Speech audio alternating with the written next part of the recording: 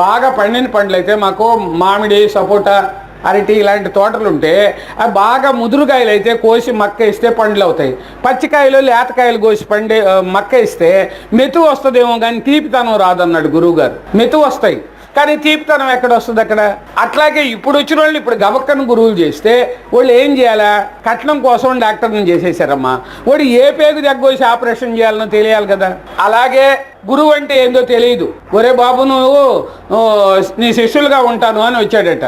ఒరే నాయన శిష్యులు వద్దు, ఏమొద్దు పోరా అంటే, పానీలే స్వామి నీకు చాలా మంది శిష్యులు ఉండరు, నేను నీ గురువుగారిన ఉంటాను అన్నాడండి. శిష్యులుగా వద్దు పోరా అంటుంటే గురువుగా ఉంటానంటే ఇంకెట్లుంటుందో చూడండి నాయన.